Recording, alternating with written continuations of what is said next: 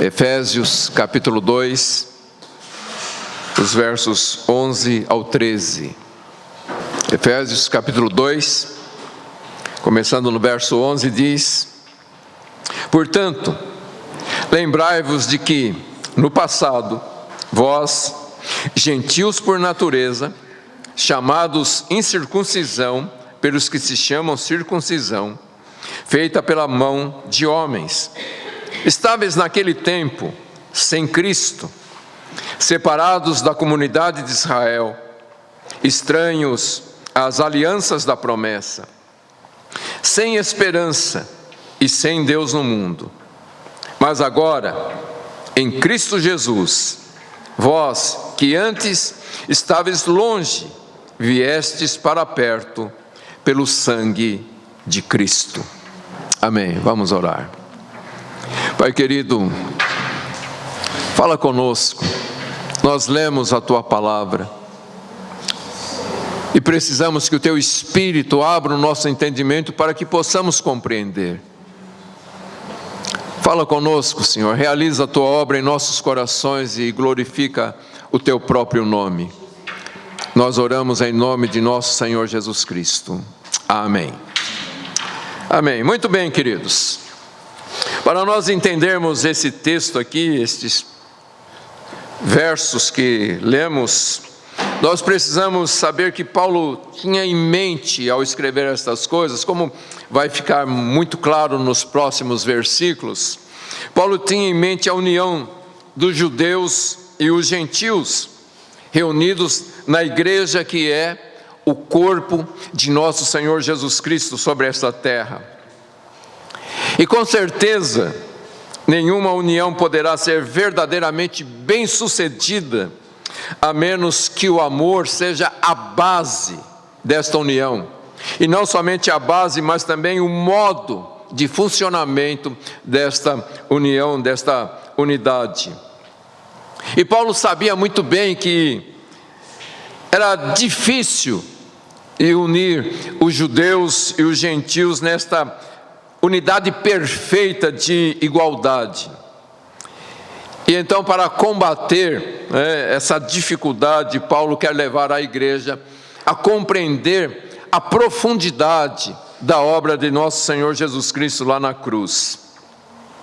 E ele vem mostrando que a grande verdade da salvação, da doutrina da salvação, é o princípio que todos pecaram, todos estão mortos em seus pecados e transgressões, todos, sem exceção, estavam separados da glória de Deus, e a salvação que o Senhor concede em toda a sua riqueza é concedida de uma forma gratuita para todo aquele que, pela graça de Deus, se rende ao Senhor Jesus Cristo, confessando a Jesus por meio de uma fé viva.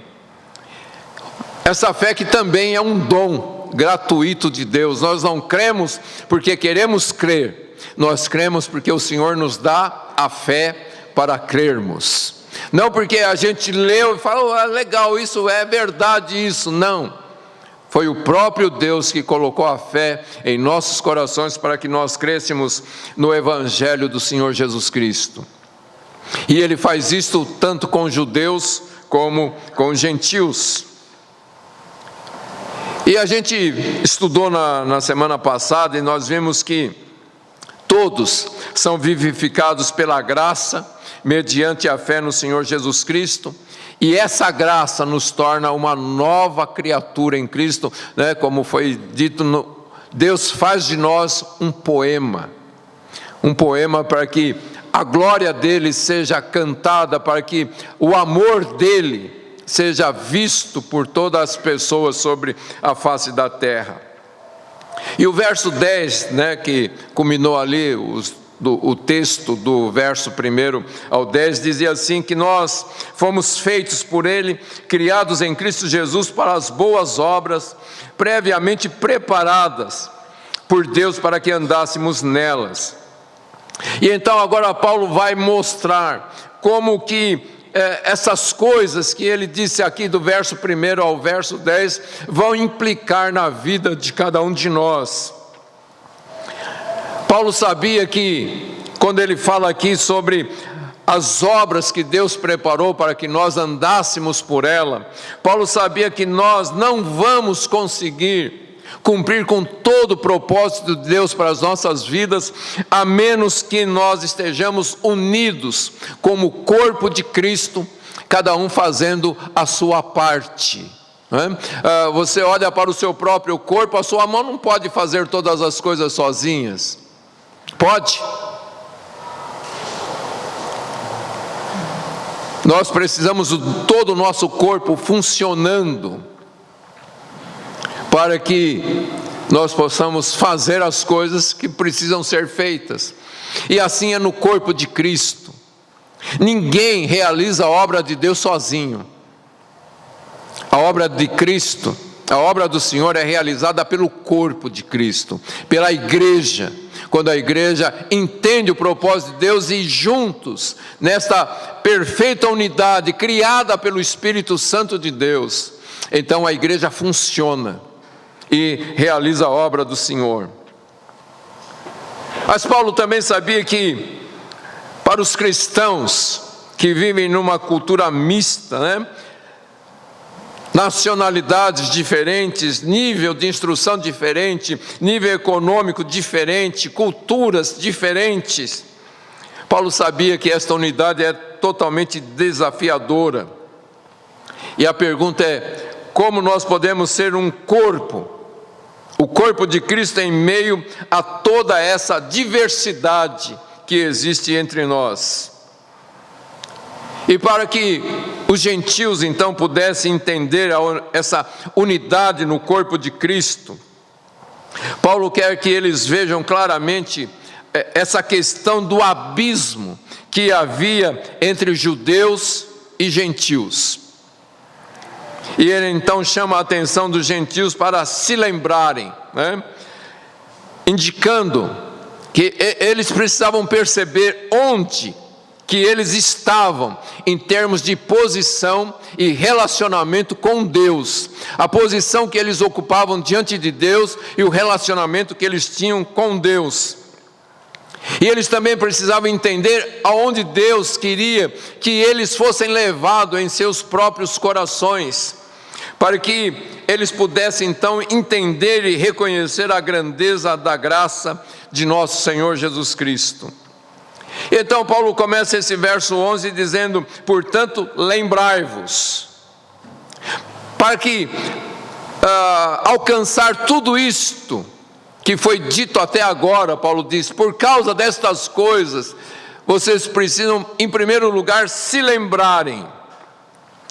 Paulo chama a atenção então dos gentios para que eles olhem para aquela posição que eles ocupavam antes, uma posição nada invejável, em termos de relacionamento com Deus, quer dizer, um relacionamento que eles não tinham com Deus. E esse portanto que Paulo usa aqui, portanto lembrar-vos, é a conclusão não somente do verso 10, mas de todo esse contexto aqui do capítulo 2, do verso 1 até o verso 10. Eles precisavam entender que esse texto que descreve a depravação universal dos seres humanos e também a graça redentora de nosso Senhor Jesus Cristo. O que Paulo vai dizer aqui, queridos, é que embora todas as pessoas, toda a humanidade estivesse numa situação desesperadora, Paulo vai sugerir que a situação dos gentios era pior do que a dos judeus. Sabe quando você pensa num negócio e fala, não dá para ser pior? Paulo vai dizer, a situação de vocês era pior. Quando você olha para a humanidade e vê toda essa situação desesperadora, fala, aquele que não é judeu está numa situação pior ainda.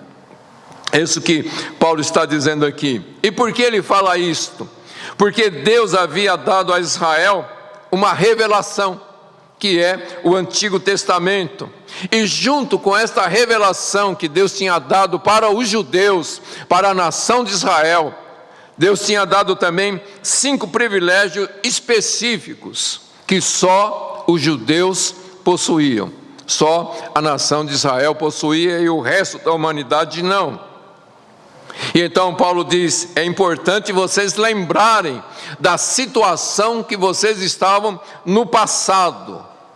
E por que Paulo quer que a gente, não só lá a igreja de Éfeso, mas ele quer que nós, ou queria que nós, Deus quer que nós nos lembremos da situação que nós estávamos no passado?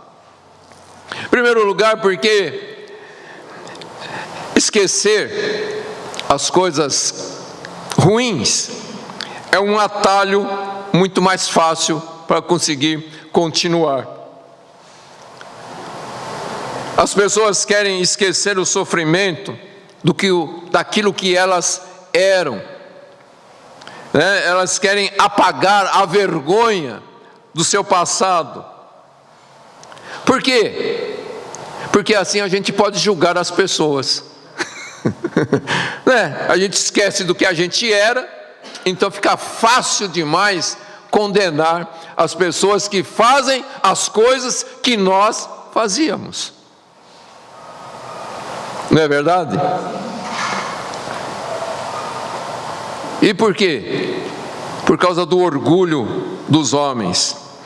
Então, por causa do orgulho, nós queremos excluir da nossa memória a nossa condição desesperadora do passado.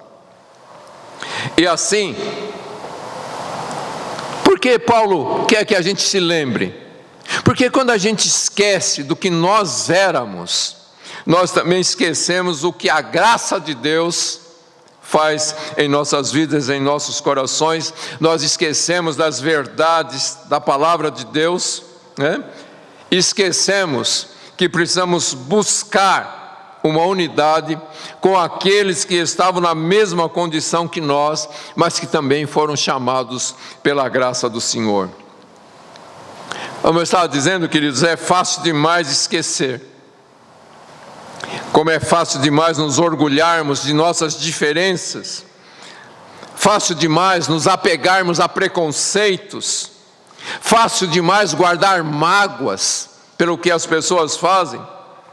E então Paulo diz: espera aí, antes de você ficar todo magoado aí com o que estão fazendo com você, lembre-se o que você fazia no passado.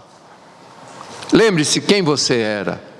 Antes de julgar pessoas hoje, lembre quem você era. Lembre-se de onde Deus tirou você. E Paulo fala, então lembre-se dessas coisas. Paulo estava procurando estimular lembranças essenciais no passado dos gentios, para que eles pudessem ter os seus corações quebrantados, para que eles pudessem então se render ao Senhor. E dessa forma o Espírito Santo podia levá-los, movê-los ao amor e à gratidão, porque é o amor e a gratidão que promove a verdadeira unidade. Então Paulo quer que eles se lembrem, e a primeira coisa que Paulo vai falar aqui, que é necessário se lembrar da natureza que nós tínhamos no passado. E ele diz, portanto, lembrai-vos de que no passado, vós gentios por natureza, chamados incircuncisão pelos que se chamam circuncisão, feita pela mão de homens. Então a primeira coisa que Paulo quer que ele se lembre é que houve uma grande mudança no relacionamento entre judeus e aqueles que eram chamados de gentios, isto é, aqueles que eram considerados povo de Deus e aqueles que não eram considerados povo de Deus. Ao dizer que no passado eles eram gentios por natureza, na outra versão vai dizer gentios na carne. Paulo quer lembrar aos Efésios que antes de Cristo eles eram pagãos por nascimento, eles eram incrédulos por nascimento.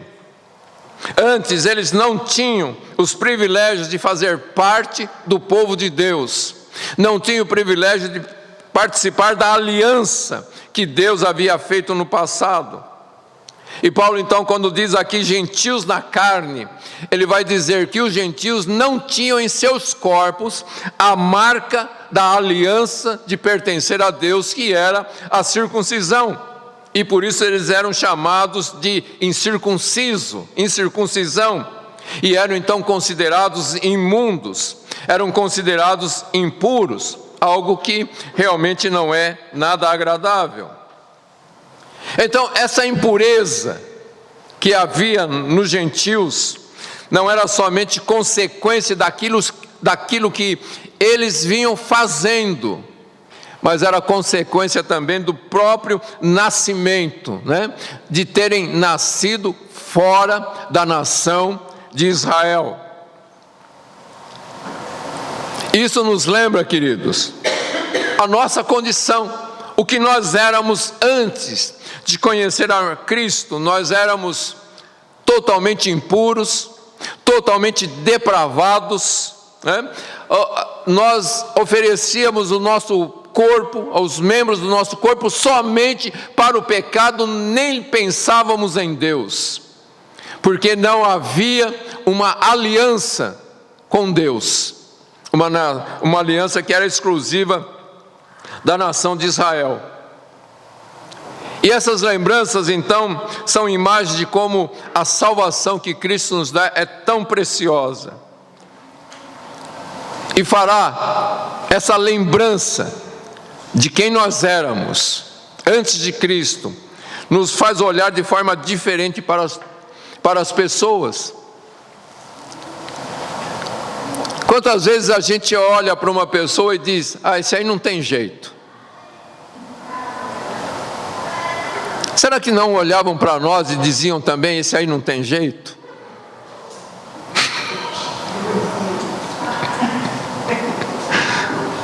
É isso que Paulo está dizendo. Lembra, e pare de julgar as pessoas. Lembra do seu passado e pare de julgar. Lembra de como você agia e pare de ficar magoado com as pessoas, porque você magoou muita gente também.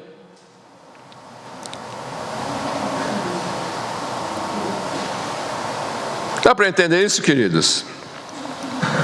E então, quando a gente lembra do nosso passado, a gente pode olhar para as pessoas que são muito parecidas com aquilo que nós éramos, e então essas pessoas vão se tornar preciosas para nós. Paulo está dizendo: lembre-se de como vocês eram tratados com desprezo pelos judeus por não terem o sinal externo da circuncisão, E assim vocês eram rejeitados e eram insultados. Agora, os judeus, queridos, de uma maneira muito superficial e nada espiritual, e isso para nós entendermos também a nossa posição. Em vez de eles olharem para as pessoas, para as outras nações que estavam distante de Deus, vivendo de uma forma totalmente desregradas, em vez dos judeus olharem para essas pessoas como as pessoas que precisavam de Deus e precisavam conhecer a Deus, e eles é que podiam levar esse conhecimento de Deus para as outras nações, em vez de ter a atitude de falar do Senhor, da aliança do Senhor, eles rejeitavam as pessoas e se referiam a elas com desprezo, chamando-os de incircuncisão, e só porque essas outras pessoas não tinham uma marca em seus corpos, que era a marca da aliança que Deus havia feito com Abraão. Os judeus, para eles a circuncisão era muito mais do que uma distinção física, era um sinal de privilégio de participar da aliança do Senhor, uma posição social que os levava a pensar que eles eram puros. Os judeus se consideravam privilegiados somente por causa desse ritual, da circuncisão. Mas eles esqueciam que eles estavam baseando a sua identidade apenas naquilo que Paulo vai chamar aqui, aquilo que era feito na carne por mãos humanas. Paulo, queridos, ele não menosprezava a circuncisão.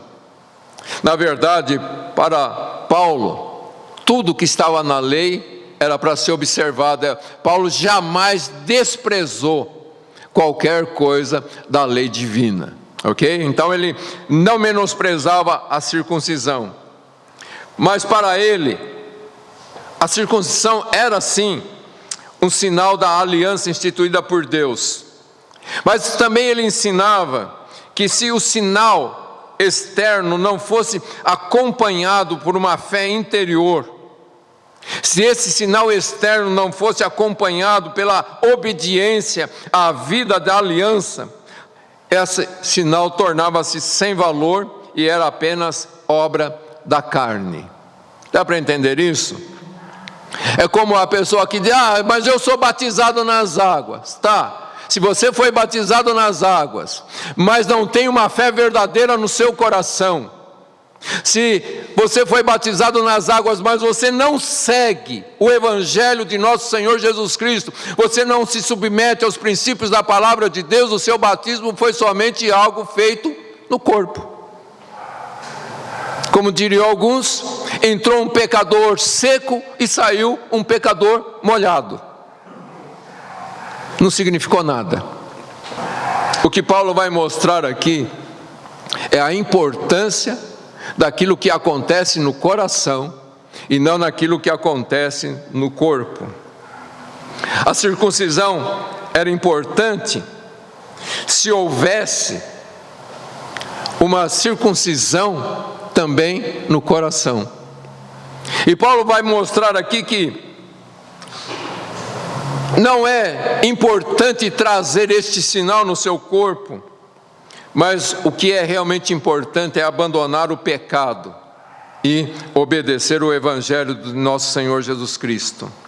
Paulo deixa muito claro em seus ensinamentos que, embora os judeus se considerassem a si mesmos como santos da circuncisão, se eles não tivessem uma mudança em seus corações, então todos os esforços que eles faziam não passavam de uma coisa feita na carne, por mãos de homens. E Paulo então vai mostrar que a condição espiritual, tanto dos judeus quanto dos gentios, era a mesma diante do Senhor. Então, queridos, Paulo lembra a todos que se não houver um relacionamento real de aliança com Deus, nada vai mudar a nossa condição verdadeira. É muito interessante, queridos. Eu acho que todos nós aqui já fomos criticados alguma vez. Ou não? Alguns são criticados não pelo que eles fazem, mas por aquilo que eles são. Alguém já passou por isso? Por exemplo, uma pessoa que é muito baixa na estatura física, então é ridicularizada, o baixinho, e um monte de adjetivos que não são agradáveis. Essa pessoa decidiu ser baixinha? Não. A pessoa é criticada por ser descendente de uma outra nação. Por exemplo, nos dias de hoje, alguns criticam muito Israel por causa da guerra, e outros criticam muito o Irã Então, uma pessoa aqui no Brasil, longe de tudo que está acontecendo lá no Oriente, é desprezada por ser descendente de judeu. E ao mesmo tempo, um outro é desprezado por ser descendente do Irã. Os dois são contra a guerra, mas os dois estão sendo desprezados, não pelo que eles fazem, mas pelo que eles são por natureza.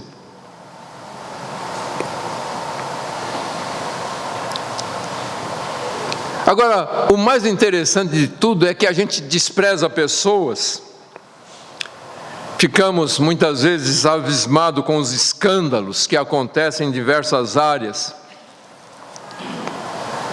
ficamos muitas vezes enojados pelos pecados que outros cometem, às vezes mesmo temos vergonha de um familiar nosso, que vive numa situação, vamos dizer, preso no vício da bebida ou alguma coisa nesse sentido. Muitas vezes ficamos ofendidos pelo comportamento de outras pessoas. Já aconteceu isso com alguém aqui? Agora vamos pensar, queridos, será que nós somos isentos destas coisas que nós condenamos? Quem aqui já não foi tentado a fazer algo, pode ser que não fez, mas foi tentado a fazer algo que abomina?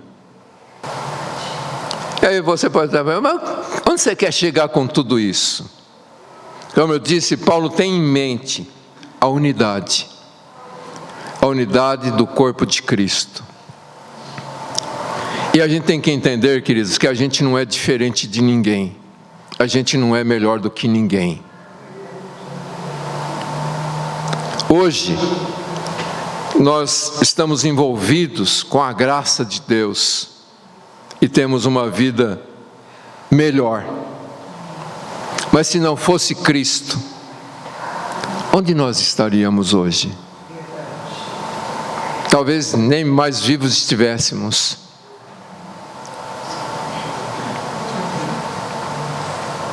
E Paulo então está dizendo aqui, lembra do que era no passado.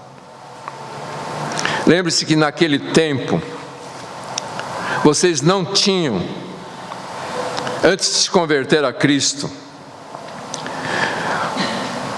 vocês não tinham uma aliança com Deus, e vocês não tinham os privilégios que havia sido concedido somente para a nação de Israel. Paulo diz, lembra que naquele tempo, vocês estavam sem Cristo, separados da comunidade de Israel, estranho às alianças da promessa, sem esperança e sem Deus no mundo. Vamos pensar um pouquinho aqui. Eles estavam sem Cristo. Os gentios, queridos, eles estavam sem Cristo, não apenas porque eles estavam separados pessoalmente de um relacionamento com o Senhor Jesus Cristo.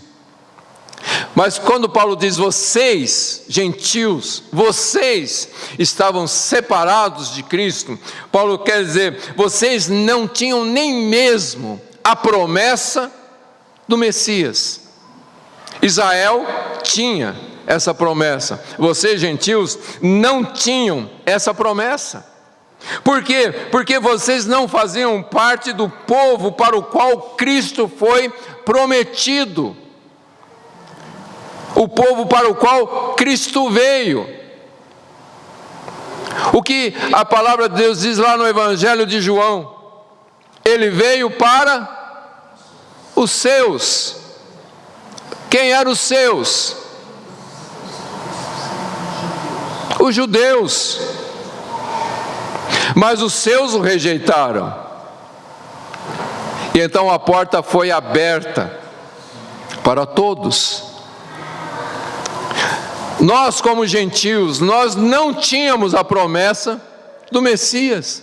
Somente a nação de Israel tinha essa promessa. Quando a mulher samaritana quer questionar ali o relacionamento judeus e gentios, Jesus deixa claro: a salvação vem dos judeus. Então, queridos, Paulo está dizendo: é por isso que vocês estavam sem Cristo, separados de Cristo. Os judeus tinham a consciência de que viria o libertador que os resgataria, mas os gentios não tinham esta promessa. Ainda que Deus houvesse prometido, lá em Isaías capítulo 9, Deus havia prometido que traria luz para os que estavam nas trevas, isto é, para os gentios, através de Cristo. Os gentios desconheciam essa promessa. Entende isso, queridos? Deus tinha o plano de salvar os gentios? Tinha. Mas os gentios sabiam disso? Não. Por quê? Porque essas coisas Deus tinha dito para quem? Para Israel, para os judeus. Dá para entender isso, gente? E é por isso que Paulo vai dizer que a segunda coisa é que eles estavam separados da comunidade de Israel. Isto é, eles estavam excluídos da cidadania judaica. Eles não pertenciam a essa comunidade privilegiada de Israel, que tinha sido escolhida por Deus como destinatários da promessa. Um grupo de pessoas com quem Deus se relacionava. Dá para entender isso? Para quem Deus levantou os profetas? Para Israel. Para quem Deus fez todas as promessas? Para Israel. E Paulo vai dizer para os gentios: vocês não tinham estas coisas. Vocês estavam excluídos da comunidade de Israel. Os gentios estavam alheios à comunhão e aos privilégios e benefícios daqueles que eram verdadeiramente chamados de povo de Deus. Eles estavam completamente fora da estrutura que Deus havia estabelecido através de Moisés, onde Deus deu a lei, tanto a lei moral quanto a lei cerimonial. Somente os judeus participavam destas coisas, e as pessoas então estavam fora dessa estrutura de adoração, estavam fora dessa estrutura de misericórdia e de graça que Deus havia concedido somente a Israel através das leis concedidas por intermédio de Moisés. E então os gentios estavam fora de toda essa proteção de Deus. Dá para entender isso, gente? Em terceiro lugar, Paulo fala que eles eram estranhos às alianças da promessa. E aqui algo bem interessante que Paulo vai levantar: ele usa alianças no plural e promessa no singular. Alianças da promessa. Paulo está se referindo aqui às alianças incondicionais que Deus havia estabelecido. Deus fez no decorrer da história diversas alianças, mas algumas foram exclusivamente para Israel e eram condicionadas a uma postura das pessoas. Como Deus dizia: se você guardar os meus mandamentos, essas coisas não vão acontecer com vocês. Promessas condicionais. Mas Deus fez algumas promessas incondicionais, alianças incondicionais. E a base da promessa de Deus, a aliança base da promessa de Deus, que Paulo vai estudar muito detalhada em Romanos capítulo 4, é a aliança que Deus fez com Abraão. E para Abraão, Deus prometeu uma terra na qual eles iam habitar. Deus prometeu uma descendência e Deus prometeu abençoar. E as outras alianças que Deus fez reforçavam essa aliança com Abraão, que foram as alianças com Davi e a nova aliança, outras duas alianças, e todas elas incondicionais. E o motivo de os gentios de Éfeso e os gentios em geral serem estranhos a essas alianças é que elas eram alianças feitas por Deus com a nação de Israel. A promessa foi feita à nação de Israel. Ok? 3 alianças com uma única promessa. E elas eram dirigidas à nação de Israel. Essas alianças, em particular, primeiramente recebida pelo povo de Israel, era a respeito da terra prometida, que faz alusão à nossa terra prometida também. A segunda promessa que Deus fez, a segunda aliança que Deus fez, foi a aliança de uma descendência ininterrupta, né? Em mais particular, que o Messias viria da descendência de Davi, quando Deus prometeu para Davi que nunca faltaria um rei que se assentaria no trono, e a referência era sobre Jesus. Amém, queridos? E a terceira promessa, a terceira aliança que Deus fez, foi a promessa da bênção da nova aliança, mediante a qual Deus seria o Deus desta nação, e também teria este povo escolhido de Deus, teria a aliança de Deus gravada em seus corações. Deus fala isso através de Ezequiel, uma nova aliança, feita não em pedras, em tábuas de pedra, mas no coração daqueles que viriam a crer, ok? Então Deus fez 3 alianças com uma única promessa.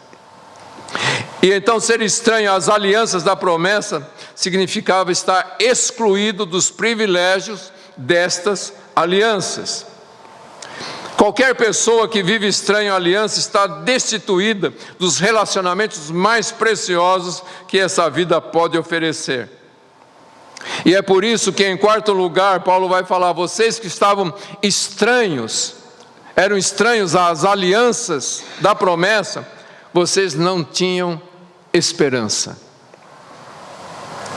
O que Paulo está dizendo aqui, queridos, os gentios estavam sem a esperança que Israel possuía, mas eles estavam também totalmente sem nenhum tipo de esperança real. Não tinham qualquer expectativa de que Deus pudesse operar na vida deles. Eles não tinham conhecimento da salvação que incluísse uma ressurreição futura e vida eterna.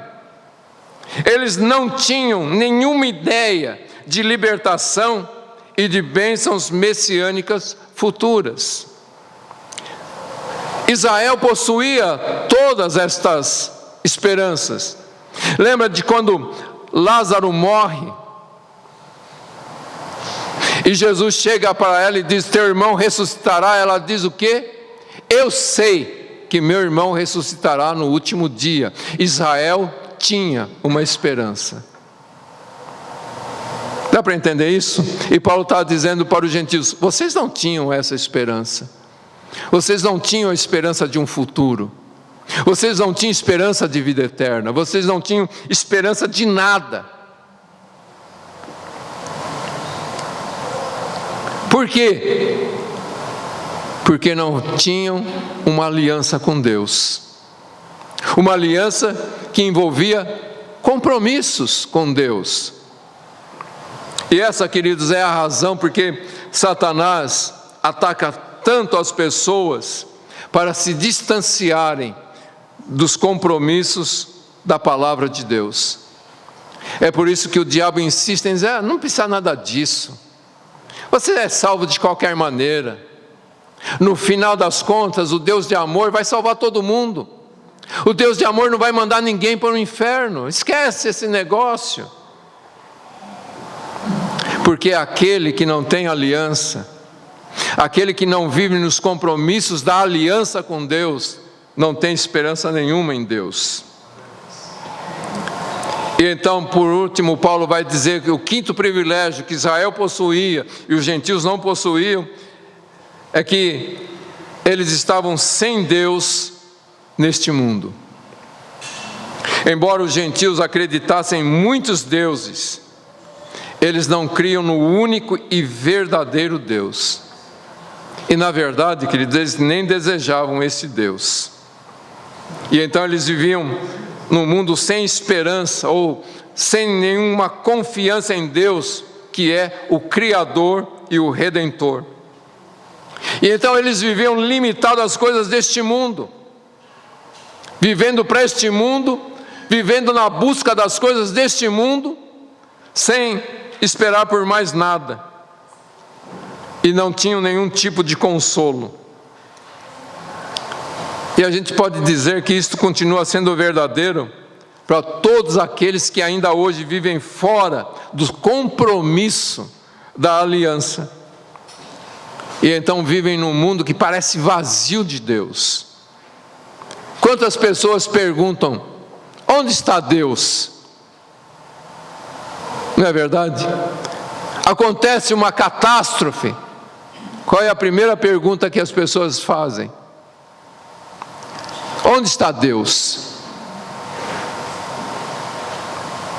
Porque eles estão sem Deus no mundo. Quando Paulo está falando aqui com os gentios de Éfeso, Paulo sabia que Deus, desde o princípio, e a gente crê que o livro da vida é um livro selado, com todos os nomes de quem é salvo, e o nome de muitos gentios estão lá. Mas o que Paulo está dizendo aqui, queridos, que ainda que na sua providência Deus já estava, ou já tinha feito a eleição dos gentios, a presença de Deus para eles não era real. Deus estava ausente da consciência deles, e por isso eles não tinham esperança, porque Deus estava ausente. Ainda que Deus já tinha lá na eternidade predestinado essas pessoas para serem dele, essas pessoas viviam no mundo sem Deus, porque não tinham a consciência da presença de Deus. Então Paulo está pedindo aos Efésios que eles se lembrem desta situação que eles viviam antes da conversão, quando eram considerados incircuncisão pelos judeus, e também lhes faltavam esses 5 privilégios. E depois que Paulo falou, lembre-se dessas coisas. E quando a gente lembra do nosso passado, bate aquela certa depressão, né? Puxa vida.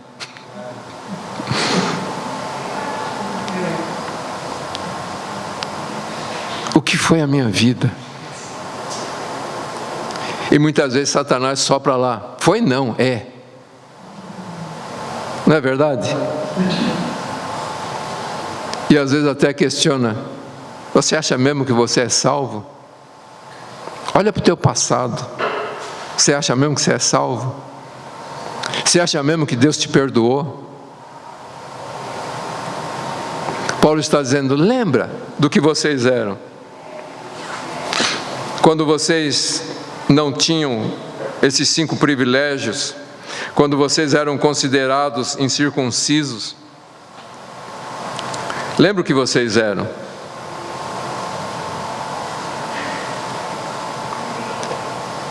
Aí ele fala: lembra? Lembrou? Aí ele diz: mas agora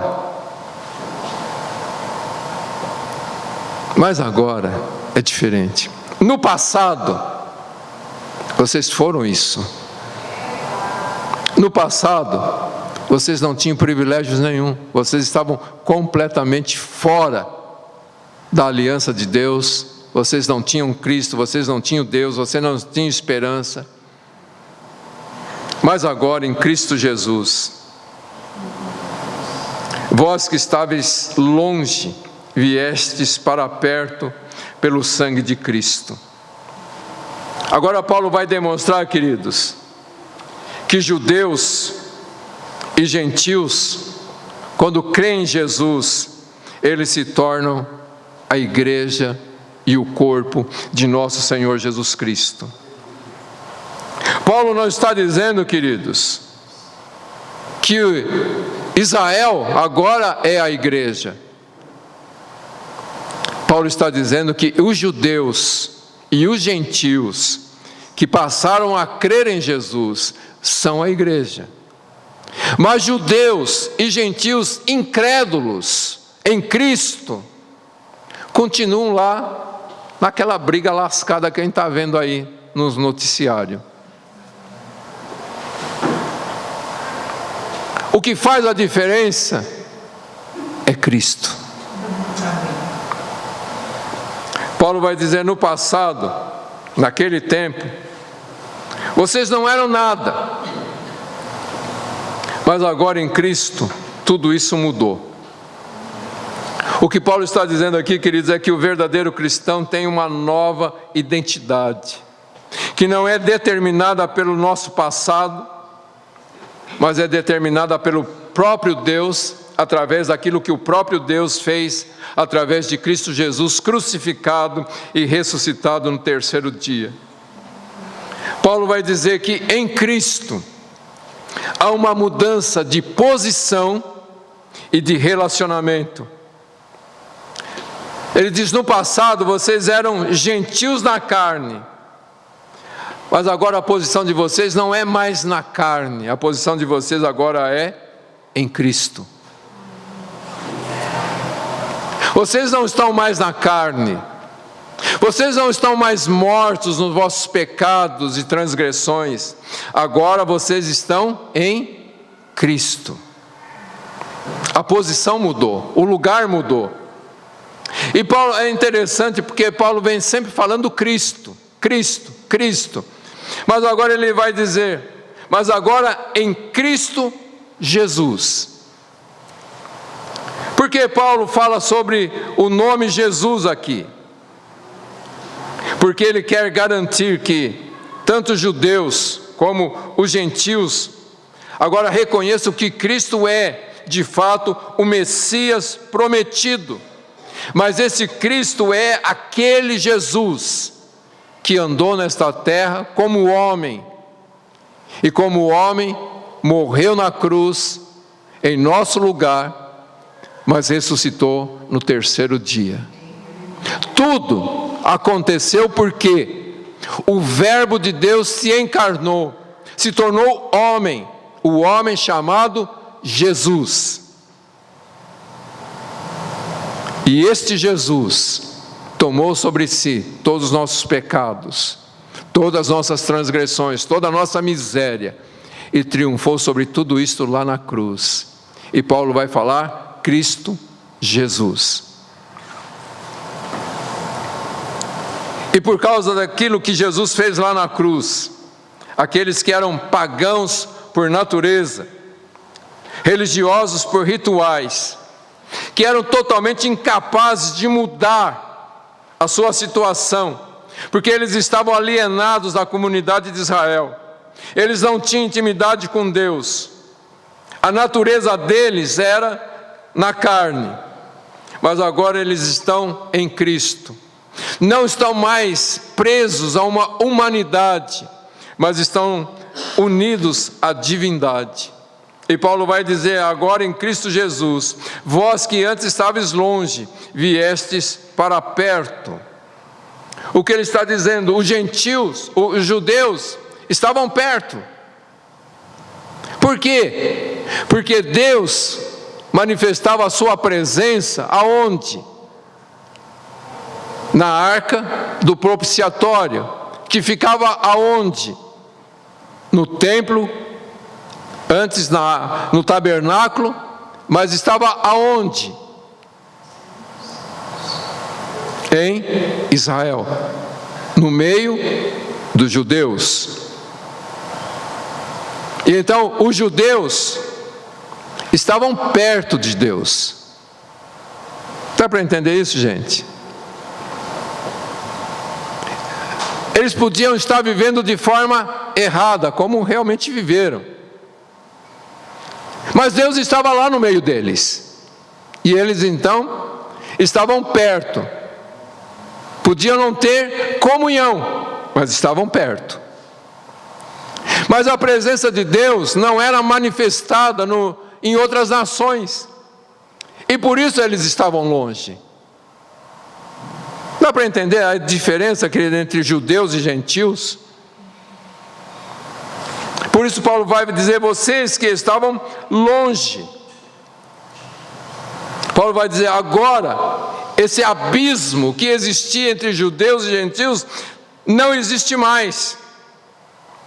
Porque vocês que estavam longe, agora vieram para perto. Mas é interessante, queridos, porque o que Paulo vai dizer aqui mesmo, no significado das palavras lá no grego, significa, vocês que estavam longe foram aproximados. Isto é, vocês foram trazidos para perto. Deus pegou vocês que estavam longe e trouxe vocês para perto dele. Não foram vocês que foram a Deus, foi Deus que foi buscar vocês.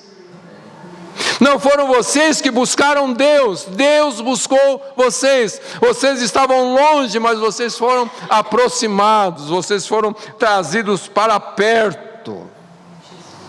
Aquela presença que se manifestava somente lá sobre a arca do propiciatório, no Santo dos Santos, agora se manifesta no seu coração. Porque Deus trouxe você para perto dele. Deus mesmo aproxima as pessoas dele mesmo em Cristo. É interessante, queridos, que quando Jesus chora sobre Jerusalém, lá em Mateus capítulo 23, verso 37, Jesus disse, quantas vezes eu quis juntar teus filhos como a galinha junta os filhotes debaixo das asas, mas vocês não quiseram. Mas o que Deus faz em Cristo? Deus queria juntá-los, mas eles não quiseram. Agora, o que Deus faz? Deus vai e puxa para baixo de suas asas. Dá para entender isso?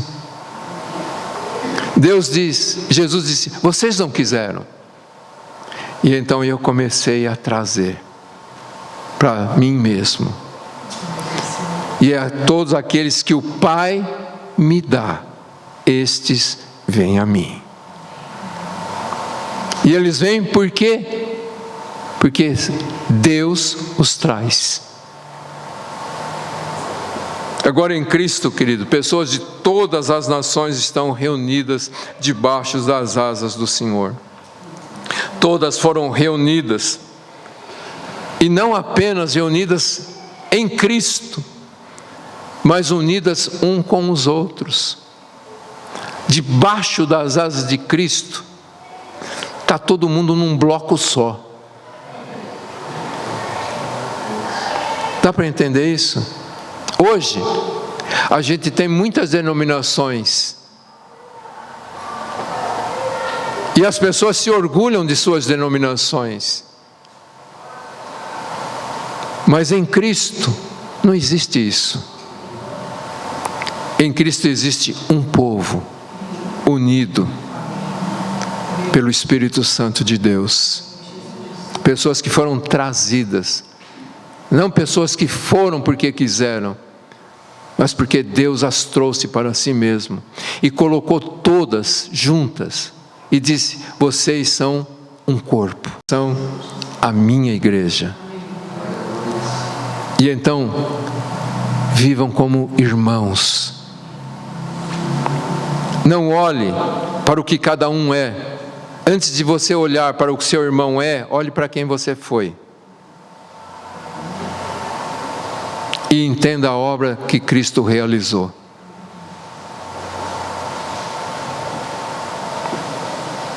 Dá para entender isso, queridos? A união com Cristo quebra todas as distinções de raça, de nacionalidade, de pagão, de piedoso, ofensor, ofendido, jovem, velho. E Paulo vai dizer isso claramente: em Cristo não existe mais nada destas coisas, porque todos foram trazidos por Deus para uma nova posição. Na cruz, Cristo implodiu todas as barreiras da separação. Isso vai ser tratado mais aqui para frente nesta carta. Em Cristo nós somos parte da mesma família, a despeito do nosso passado e das consequências do nosso passado. Estamos em Cristo, todos estamos em Cristo na mesma percepção de uma total dependência de Deus, de uma total necessidade da graça de Deus em nossas vidas. Nós somos um em Cristo e isso traz consequências para o nosso relacionamento com Deus e com as pessoas. Hoje Deus nos vê como herdeiros da promessa.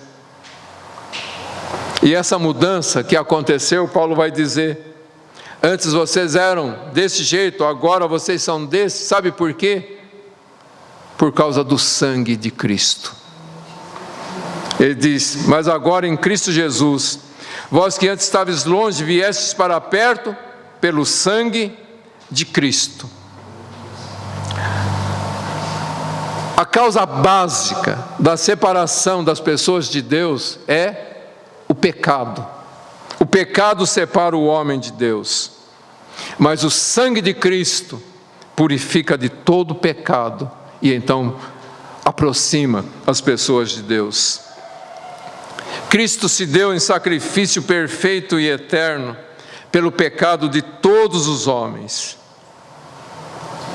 E este, queridos, é o poder purificador do sangue de Jesus, que tomou sobre si a punição dos pecadores. E esse sangue, queridos, tem o poder de purificar o mais vil pecador. Então não olhe para as pessoas como pessoas que não têm o que ser feito. Esse aí não tem mais jeito. O sangue de Cristo tem o poder de purificar o mais vil pecador. A morte sacrificial de nosso Senhor Jesus é o único meio de redenção e o meio de reconciliação com Deus. Sabe, queridos, o preço para nos tornar um só foi muito alto.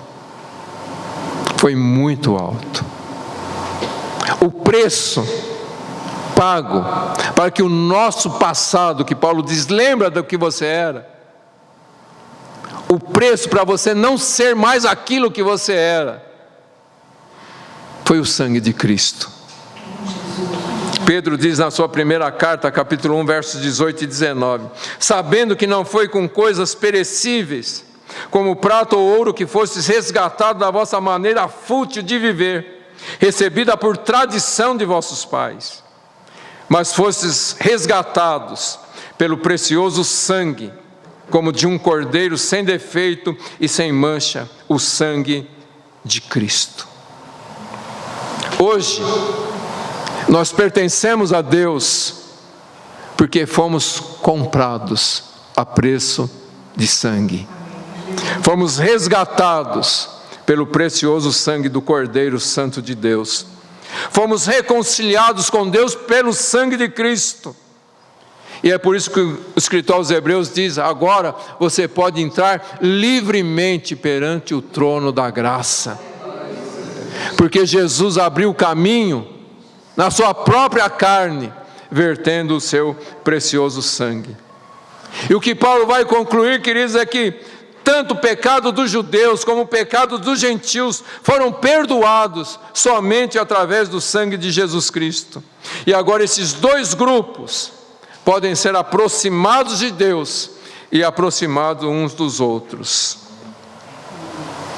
E ainda que lá na minha identidade que o Brasil me deu, diz lá que eu sou brasileiro, acima disso, eu tenho uma identidade de cidadão do céu. E ainda que eu carregue um nome de família, Fratelli, o meu nome verdadeiro é cristão. O meu sobrenome é esse, cristão. Sabe por quê? Porque eu sou filho de Deus. Em Cristo eu sou filho de Deus. Acima de todas as coisas, eu fui resgatado pelo precioso sangue de Jesus. E se você perguntar, você é perfeito? Não. Você faz tudo o que Deus quer que você faça? Não. Mas eu não sou mais caracterizado pelo meu pecado. Porque Deus não olha para mim como um pecador. Deus olha para mim como alguém lavado no precioso sangue de Cristo, preenchido com a vida e a graça do nosso Salvador. E ainda, queridos, que sejamos imperfeitos, nós somos amados por Deus, hoje e para todo sempre. E apesar de todas as nossas tribulações, decepções, fracassos, a nossa realidade não é essa. A nossa realidade é que nós somos de Deus. E a nossa esperança e a nossa identidade, queridos, não está mais caracterizada pelo que nós éramos, mas por aquilo que Cristo fez. E pelo sangue de Jesus que nos purifica de todo pecado, estamos sendo preparados para a glória eterna. Paulo diz: olha o que vocês foram, mas agora olhe para o que Cristo fez. Cristo faz a diferença. Cristo muda todas as coisas. Como diz uma canção, um hino muito antigo: Ele mudou o meu ser e pode mudar o teu também. Então, quando você olhar para uma pessoa lá no mundo, não a julgue, mas olhe, pense: a graça que me transformou pode transformar essa pessoa. E então, em vez de criticá-la e chamá-la de incircuncisão, ore por ela, para que ela possa perceber a graça de Deus. Não critique as pessoas, ore pelas pessoas. Amém, queridos? Porque a graça que nos alcançou pode alcançá-las também. Nós não somos melhores do que ninguém. Eu tive um professor no seminário que dizia: eu não sou melhor do que aquele bêbado jogado na sarjeta. Porque se a graça de Deus entrar na vida dele, ele vem para onde eu estou. E se a graça de Deus sair da minha vida, eu vou para onde ele está. É a graça, somente a graça. Amém, queridos? Eu espero que vocês tenham entendido essa palavra e que a gente tenha uma mudança de mente em relação, primeiramente, aos nossos irmãos. Porque eu sei que a gente critica uns aos outros.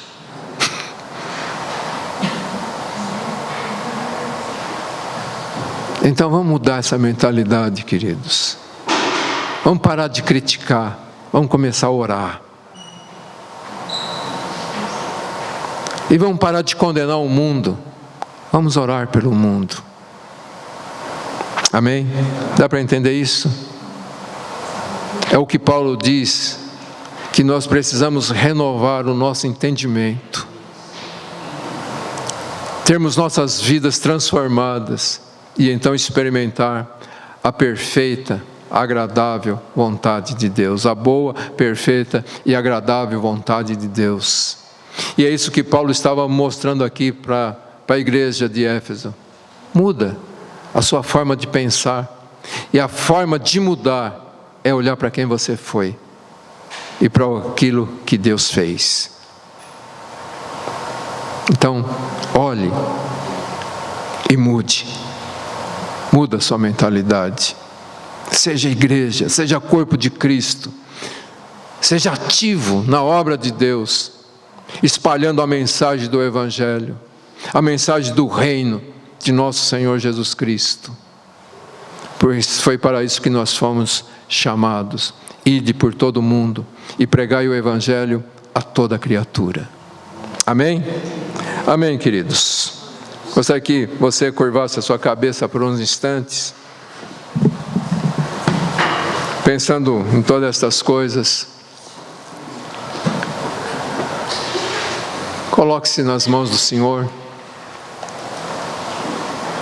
Peça perdão pelos seus julgamentos, por suas críticas, por suas mágoas, por seus ódios. Limpe o seu coração no sangue de Cristo. Saia daqui renovado, com uma nova mentalidade em relação às pessoas.